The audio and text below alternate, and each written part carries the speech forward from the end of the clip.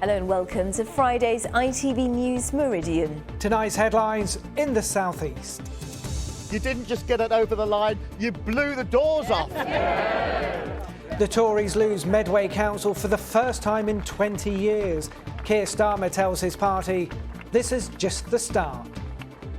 These are the key battlegrounds as we go into the next election. And make no mistake, this means that we are on course for a Labour majority at the next election. A very, very good set of results for us.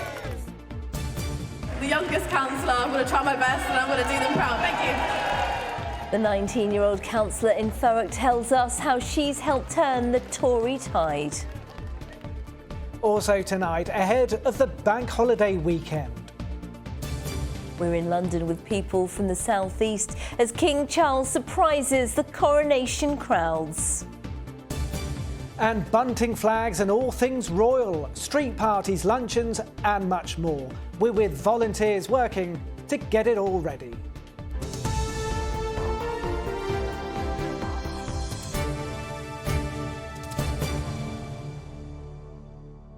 Good evening.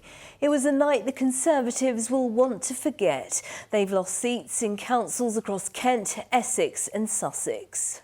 But nowhere was the battering more brutal than in Medway, one of the South East's biggest councils that went from Tory to Labour. Keir Starmer came to Chatham to celebrate their win, telling the party faithful, this is just the start. All 55 council seats there were up for election, along with 4 new seats created by boundary changes. Labour took 33 of those, enough to take control. The Conservatives now have 22 and there are 4 independents. Medway's new Labour leader, Vince Maple, described the result as historic. Joe Cosham has spent the day in Chatham. Sir Keir on Sun Pier. It's the Labour leader's 3rd visit to the Medway towns in 5 weeks, this time celebrating rather than campaigning.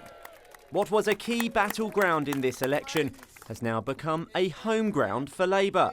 We've just taken Medway for the first time since 1998. That is a very, very good night for the Labour Party. We didn't just get it over the line, we absolutely smashed it. And we've earned the trust and confidence of voters here in Kent, and we'll do that across the country. We've shown change is possible, a better Britain is possible. A very, very good set of results for us. For Vince Maple, the new leader of the council, it's been 16 years since he was first elected a councillor in Medway. So why has it taken so long for change? New residents who have moved to Medway, who are voting in Medway for the first time. We've had 90-year-olds who have voted Conservative for 70 years, voting Labour for the first time. And that's a combination of us locally being here to support residents through thick and thin, but also seeing in Keir Starmer someone they can trust as the next future Prime Minister for this country. Meanwhile, the outgoing Conservative leader Alan Jarrett may have known the writing was on the wall. He announced his retirement last year, but he blamed national issues and boundary changes for the defeat. GP access, housing targets, all those national issues. Once you broke through that and got talking about local issues, people were very happy with what the council had done. But of course you only get to talk to a tiny proportion of people. I think the general mood in the country at the moment is, cost of living and everything else. So people are just looking for an alternative, aren't they? I think it's more localised stuff. These elections, local elections, about local things, changing the face of what's going on locally. The one, was it Rishi Sunak? Yeah. I'm not a lover. I don't know why. I've always liked Keir Starmer, and it's a shame I've missed him, because I would have shook his hand. The tides have certainly turned here, the Conservatives losing overall control of the council for the first time in 20 years. The first sign that this part of the world has turned from blue to red with a new cohort of Labour councillors. But can they now turn that into a new group of Labour MPs? The current ones don't think so. It has always been considered a bellwether area, but I have to say I still think that the reception for the Conservative Party is actually very warm across the Medway towns. And myself and my 2 parliamentary colleagues still get that. But the feeling from many voters here is that today's result is more than just baby steps towards a new Labour government. Joe Cosham, ITV News, Chatham. Across the region, Tory council leaders lost their seats they'd held for many years in some cases. One Conservative MP told us the voters did not regard them as a serious party. In Thurrock, they held on, but only just, as Labour gained 5, including the seat of the council leader. Here's our political correspondent, Phil Hornby. Hardstein, Victoria, Labour Party, 740. This was the moment the Tory leader of the council lost his seat, the moment Labour knew they were in for a very successful night. The town's Conservative MP was there. She blamed government chaos. Clearly at this stage in the game there's general grumpiness about where we've been, and frankly we've had politics as a soap opera for the last 18 months, and I think actually Conservative voters particularly expect Conservatives to be serious, and that's not what they've seen. In Maidstone, 4 Tory losses mean they lose overall control of the council. The feeling on the door when we was on the streets knocking on doors is everybody's fed up with the Conservative Party. It was quite easy, I suppose. The Tories have lost seats and senior councillors across the South East. The leader of Thanet Council, gone. The leader of Folkestone and Hythe Council, gone. The leader of Canterbury Council, gone. A lot of resentment about the local plan and the way the council was being run in a very autocratic way. And of course the inevitable national issues, resentment about the Tory party and complete dissatisfaction with the way they've been running the country. There are certainly national issues at play. We're seeing that even in some of our safest seats with the reduction in the numbers of people voting Conservative. I think a lot of people probably stayed at home, which is really difficult when we're fighting for local services and when we know that we provide them so very, very well. But Labour was celebrating, especially this 19-year-old who became Thurrock's youngest councillor. She lost her grandmother during the campaign. Grandma, I hope you're proud of me. And I wish she was here to see this now, but I'm really happy. So again, thank you everyone. Tilbury, you won't regret it. The youngest councillor, I'm going to try my best and I'm going to do them proud. Thank you. Just 19 and dedicating her win to her grandmother. Well, Phil is with us now. Phil, what do the results mean in the South East? I think it means, Sangeeta, that our region is suddenly going to become politically very exciting again, and the South East is back in play. For several years, the main parties have concentrated a lot of their efforts on the Midlands and the North, the so-called Red Wall. Now the traditional Tory seats, the Blue Wall, is back in play. Labour think they can make big advances here. The Liberal Democrats do as well. So the South East is going to become a key election battleground again. Now, we've heard from people saying that, they can't get a GP appointment, things like that. Is that what people are voting on, or is it more specific local issues? People vote for a variety of reasons, of course. The Conservatives were desperate for people to vote on local issues, which is why Rishi Sunak was photographed looking into potholes. Labour and the Liberal Democrats wanted to talk about national issues, the cost of living crisis, the state of the NHS, and so on. Interestingly, a place like Dover, the local and the national converge because, of course, you've got the small boat situation. Dover's in the front line. It's a big local issue. It's also a big national issue. And what happened in Dover? The Conservatives lost their majority in Dover too. And we got Labour's reaction to what happened in Dover. This is real bellwether territory here in this part of the world. We had a fantastic win earlier on today in Kent over in Medway. We have one here in Dover. It means we're on course for a majority Labour government at the next general election. And that's a great base for us to build on.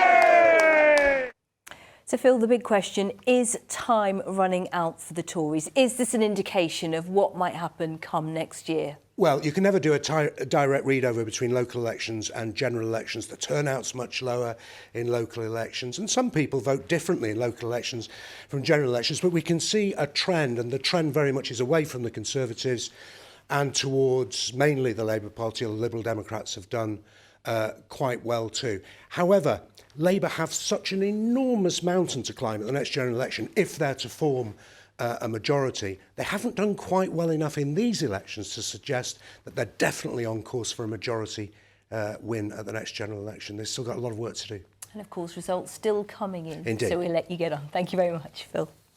Thank you, Phil. Yes, as Sankita said, results are still coming in from around our region this evening. So if your local council was holding an election, please head to our website to find out the outcome where you live. Plenty more coverage at itv.com/Meridian, as well as an interactive map. And that's where you'll also find more of the day's news and sport from right across Kent and Sussex. But now let's talk about the other big story of the day, because the bunting's up and flags are flying ahead of King Charles's coronation. And even the weather forecast isn't dampening the spirits of royal fanatics. Well, in London, hoping to get the best view of the pomp and pageantry, some people from our region have been camping out for days along the Mall. And that's where Derek Johnson is. Derek, fans were treated to a special visit earlier on. Yes, you know, there's been great excitement here, and we've just spin round. We see that actually the first few spaces have already been taken by people camping out, trying to get a really spectacular view tomorrow. But yes, the excitement came when unexpectedly the King and the Prince and Princess of Wales, William and Kate, made a surprise appearance in the crowd. There was singing, there were selfies, and people were cheering God Save the King. A very busy day for him because there's been a dress rehearsal in the Abbey on the eve of the coronation. As you said, sadly, there's been a bit of rain today. It's not looking great for tomorrow. Nobody is unhappy about that. Everybody is very happy to be here. We've come up from Whitstable in Kent. And yeah, we got here about 9:30 last night. Yep, definitely was one of the last spots. Walking right the way along, we managed to bag this spot. Why did you want to be here? Basically, just to celebrate. It's you know, a huge occasion. Oh, it's amazing. It's an amazing experience, and you know, support the royal family. It's brilliant. Well, we came up this morning, so we've been here about an hour. Worth it, do you think? Definitely, yeah, you can't miss this. It's a one-off occasion, really. So, yeah, looking forward to it. And, jumped in the car this morning and parked up. I've got family down in south of the river. We're big fans of pageantry and life in Britain, and first time I've ever done anything like this. There've been so many occasions. Sat on the river for the Diamond Jubilee and got absolutely soaked watching the river pageantry, but never had the gall to come and set up a camp. So I've come and spent the day, taken the day off work. My wife's got a day off, but she's not here because she hates camping, and she'll love me for saying that. And yeah, we're going to bring the kids in tonight and make a family event of it. One reason why this is the place to be is you see two processions, one going to the Abbey itself and then the proper coronation procession on the way back to Buckingham Palace, where the King and the Queen Consort will be in the gold state coach, and that's when you're going to see the real spectacle, the riders on horseback, the music being played. That's the thing that most people have come to see. And remember, if you're going to try and come sort of last minute tomorrow, you will not get the best view, but you'll still be able to savour the atmosphere. And I have to say, everyone is really excited, despite the fact that I think the weather is not going to be all that good. Never mind, Derek. Derek on the Mall, thank you. Back here in the southeast, high streets, pub gardens and shop windows have been draped in red, white and blue bunting. Many towns and villages will be gathering for street parties and luncheons, all coming together to watch the coronation on a big screen, like in Ashford, at Canterbury Cathedral and at Jubilee Square in Brighton. Sarah Saunders has been in Hailsham, where volunteers have been working hard to get the town party ready.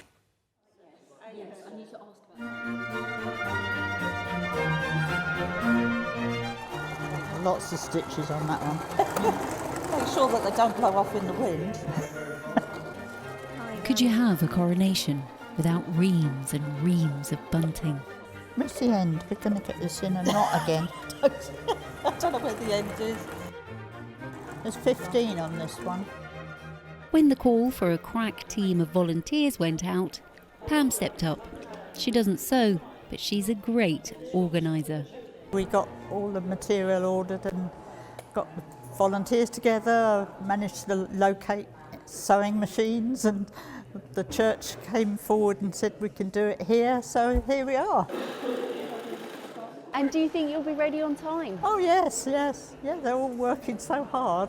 One's pinning and the other one is machining, so hopefully when it all gets hung out at Knockhatch it will all look beautiful. My eyesight's not what it was, to be honest. Did you get it? No. There we go. Right, over to you.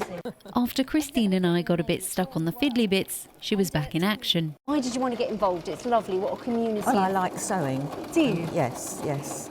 And it's quite therapeutic, so and this is quite simple, not too much concentration needed. Someone told me that at the beginning the bunting was quite close together, but you realise you're going to need a lot, so you've had to spread it out a bit. Yeah, I think there's about 8 inches between each piece of bunting, yeah. So it'll go a bit further. Oh, it's looking good, it's looking good. And in town, shops are pulling out the stops with creative coronation window displays. The king I knitted, had a lot of fun with that. The knitting took about a week to do because they're all little bits and pieces and they all have to be sewn up. It takes quite a long time, but I enjoyed doing it. I've made him for the king's coronation. Thought we'd have something a bit more fun for the kids as well. Any excuse for a party.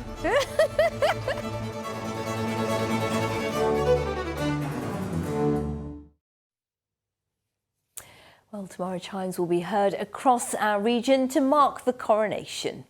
To make sure, though, that the bells will be ringing out, a recruitment campaign was launched to combat a shortage of bell ringers.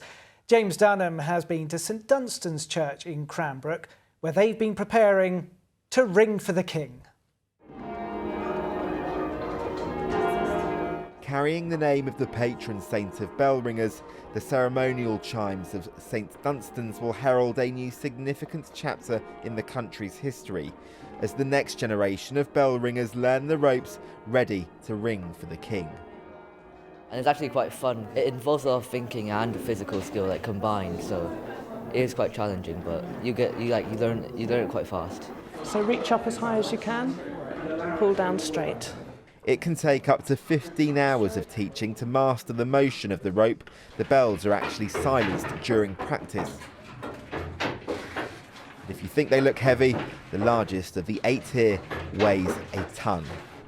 You do need quite a lot of strength to start it off, but it kind of you get your own momentum, so it's quite easy. It's original. In a church, it's sad to have it overtaken by the mechanic, machines and stuff. It's quite nice to have the community of people ringing it themselves. With around 8,000 bell ringers needed, congregations are desperate to recruit people like James, who's been here for 4 years. Why do you think it's important for people of your age to get involved with this? Not many young people are ringing anymore, and there's quite a large age gap you see across towers. So when they move on, there's not going to be anyone to carry on the tradition. For the last 400 years, we've had bell ringing in England, and over the time, it has been part of a very religious activity, but also part of a very secular activity as well. Being able to have some new blood coming in with the new generation is really great. Let the rope pull the arms up and back down again. You're still looking upwards. Although I'm not quite there yet. Just fascinated from where the rope is going. It is slightly... I keep doing it. Thankfully, this lot will be in fine, harmonious form. And we can speak to James now. James, I hope we're going to see you in action. And I believe there is some last-minute practice going on. I don't think I've made the cut, Sangeeta, if I'm totally honest, but there has been practice happening this afternoon. It's been a busy one here, and there's a real sense of patriotism building too. Even the sallies, the fluffy parts of the rope, are appropriately red, white and blue. That is just a coincidence though. Now, bell ringing is a commitment. It is a long-standing tradition, and one man who will be bell ringing this weekend is David Manger, who remembers what it was like at the Queen's coronation because he was there fulfilling his duty back in 1953. You do feel that you are slightly involved in the event. Yes, we do it every week, but tomorrow you will feel it is special because you are actually participating in the event. Other people go to street parties and whatever, but you are privileged to be able to make that sound carry over the whole countryside. Well, let's bring in now Neil. You are part of the County Association of Bell Ringers. Are you feeling the pressure? Just a few hours to go. Just a little bit, yep, but we've been practicing. And it's all about timing, isn't it? Making sure that the rhythm is right and everyone is choreographed. Yeah, absolutely right, James. A split-second time. We've got to get the bells to sound in exactly the right place. And what feeling do you think you'll have tomorrow when you're taking part in the bell ringing? There's a lot of excitement about it. We've been training up for some time now, teaching a lot of new ringers as well, so their first major event, and I think all of us are quite excited by it. Well, good luck with it. Neil, thank you very much. King Charles has put together a soundtrack of 12 specially commissioned tracks for the coronation weekend, and I'm sure you'll agree, Sangeeta and Andrew, that this is the perfect complement to that. Trouble's going. She's lovely. Oh, there we go. Bit of sound. Wonderful. James, thank you. And the perfect compliment. Agreed. Superb. Now, as well as around 2,000 people lucky enough to be invited to Westminster Abbey to witness the occasion, people around the world will be watching on TV in their millions. Well, it was the coronation of Elizabeth II 70 years ago that was the first ever to be broadcast live on the small screen, and they were really small. Tony Green has been talking to some in Kent and Sussex who remember it well.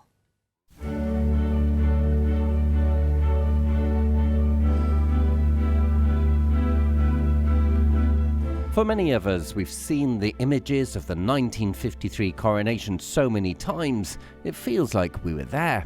But a few of us really were watching live on television nearly 70 years ago, or even lining the route to Westminster Abbey, including these residents of Invicta Court in Maidstone.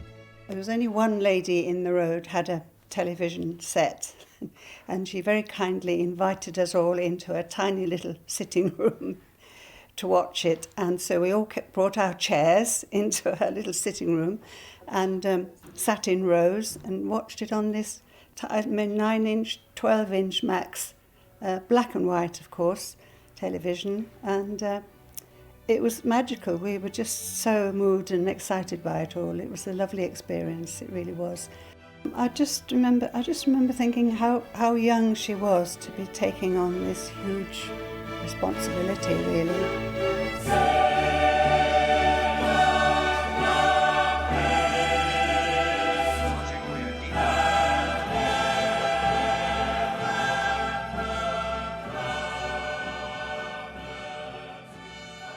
I remember the Queen looked very, very lonely because she was only a few years older than me. And the other thing that I noticed very, very much, and that was the procession afterwards.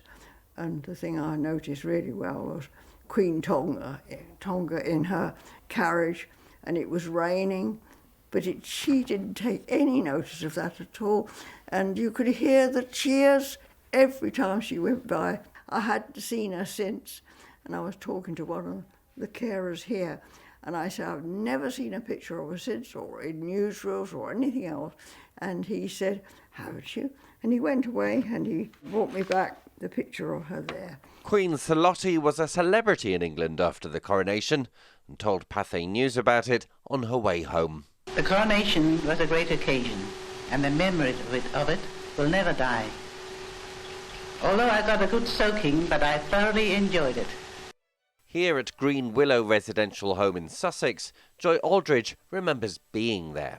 I was almost as near as you to the carriage. I was in the mall, and we found a lovely spot. I mean, you had that amount to stand in, but you had to stand very close together. But it was fantastic to be there. It seemed strange because we had to learn to sing God Save the Queen, because we'd sung the King for years, and we had to learn the Queen. So now we've sung that for 70 years. I find it very hard to say God Save the Queen, the King now. And of course, we have to wait and see how Charles is, because we've always known him as a young man. And now he's a grown man, and I'm sure that the Queen has taught him such a lot. Tomorrow, a new king will be crowned, and these loyal subjects will be watching just as they did 70 years ago. Tony Green, ITV News. Wonderful memories there, and more memories being made this weekend. One place that has lots of links to the royal family and previous coronations is Borde Hill in Haywards Heath. And Philippa Drew is there for us now. Pip, lots going on where you are this weekend. Yeah, that's right. The coronation celebrations are in full swing here at Borde Hill. Now, earlier today, I was lucky enough to plant a very special tree in honour of King Charles III's coronation. Not only that, but it's the first of 130 trees set to be planted to mark 130 years of the family here. And thankfully, Head of Horticulture Harry Baldwin was on hand to help.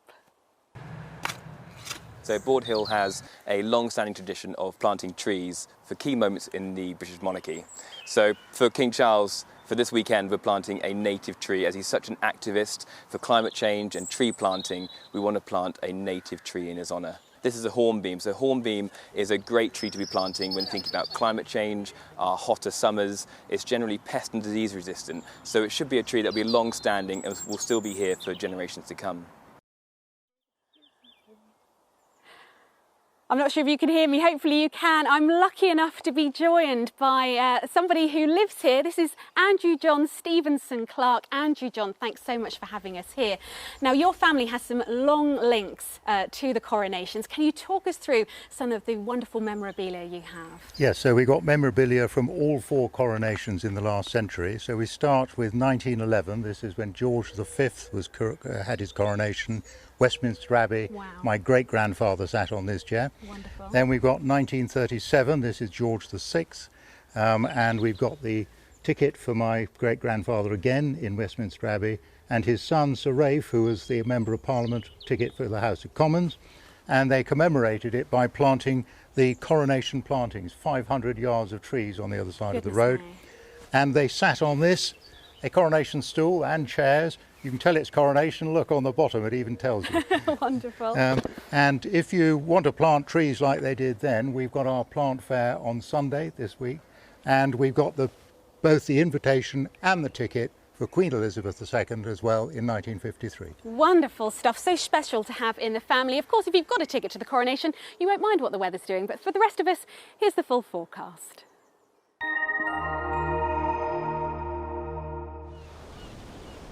Feels like home, whatever the weather. Vaillant Boilers and Heat Pumps sponsors ITV Meridian Weather. So conditions looking very unsettled for the coronation weekend. Spells of rain interspersed with sunshine and showers. Out there at the moment, we're losing any lingering daytime showers, and for much of tonight it looks set to be dry with even some clear spells. It will also be fairly mild, temperatures at their lowest probably 8 or 9 degrees Celsius. But tomorrow morning, despite a dry start for some of us initially, it won't be long at all before we see thickening cloud and outbreaks of rain moving their way northeastwards across all parts. Some of that rain becoming quite persistent and heavy at times through the course of the day, maybe turning a little more showery as we head through the latter part of the afternoon. But a definite lack of sunshine tomorrow, and as a result, a bit of a struggle on the temperatures. Highs probably 14, 15 Celsius for many.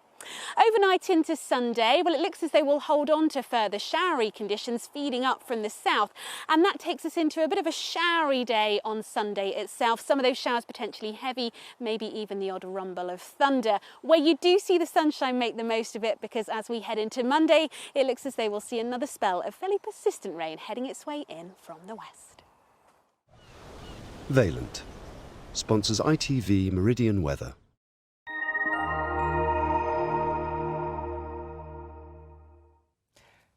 The weather's not the best, but what are you planning then for the coronation? Andrew, you should not have asked me because I don't think we've got time for this. But I've bought everything. I've got my bunting, I've got like my special paper plates, the cups, and I promised my parents that I was going to do like a little sponge cake.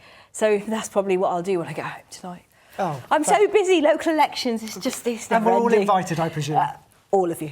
Good. Well, whatever you're doing this weekend, we hope you have a fantastic time. Don't forget, coverage of the coronation begins here on ITV1 in a special Good Morning Britain at 6 o'clock, and you can stay up to date with events happening in our region on our website throughout the bank holiday. In just a moment, it's the ITV Evening News with Mary Nightingale. For now, from the team here at ITV Meridian, thank you for watching and have a bumper bank holiday, won't you? See you soon. Bye-bye. Bye-bye.